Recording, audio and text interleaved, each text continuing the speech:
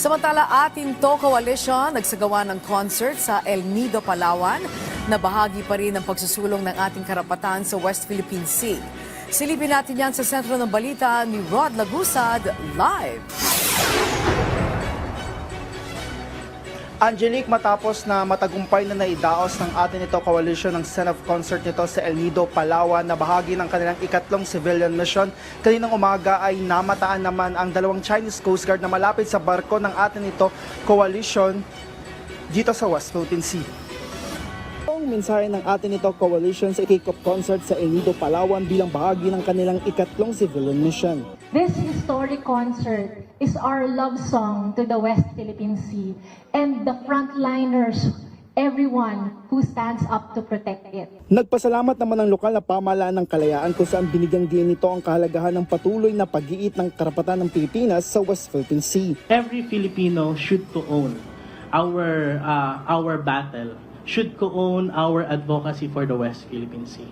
And with that, we can only have that if every one of us would have a shared story, shared interest, shared vision. Ayon naman sa singer na si Eddie Cancel, mahalaga ang kanyang partisipasyon dito. Very peaceful yung pamamaraan. And I think we should give it a chance. If we can do things peacefully, then we should try. And through music, it's I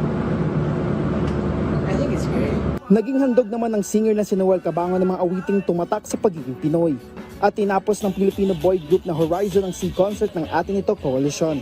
Matapos ang concert sa El Nido, Palawan, naglayag na patungo sa bahagi ng Pag-asa Island ang grupo para sa isa pang concert. Kung saan bago mag-alas 8 ng umaga ngayong araw nang mamataan ng unang Chinese Coast Guard sa layong 6 nautical miles. Ilang minuto pa, isa pang Chinese Coast Guard ang namataan sa layong 8 nautical miles. Ayon sa Atinito, ang naturang Chinese vessels ay ang CCG-3306 at CCG-21549. Di pa man nakakalayo ang barko ng Atinto Coalition na nasa bandang 40 nautical miles ang layo mula sa El Nido, Palawan, ay nakatanggap na ito ng radio challenge mula sa CCG. The United Nations Convention on the Law of the Sea. China has indisputable sovereignty over islands in the South China Sea and their adjacent waters. The so-called award for the South China Sea arbitration is illegal and invalid. China neither accepts nor recognizes it. Over. Ang intent nun tayo pa lang yung ino-observe nila tayo kung saan tayo ang destination natin. Siguro cited din man nila na may escort tayo. Dalawa escorted tayo ng Philippine Coast Guard. Anya nakaantabay sila sa magiging sitwasyon. Pagka nag-sign na sila ng danger siyempre yung danger maneuvering sila. PCG siguro pero kung siyempre kung magkakaroon ng talaga, we have to go back. May escort naman tayo. Sila naman nakikipag-usap yung ating Coast Guard. So, atin naman kung talagang magkakaroon ng hindi magandang mga danger we have to abort the mission.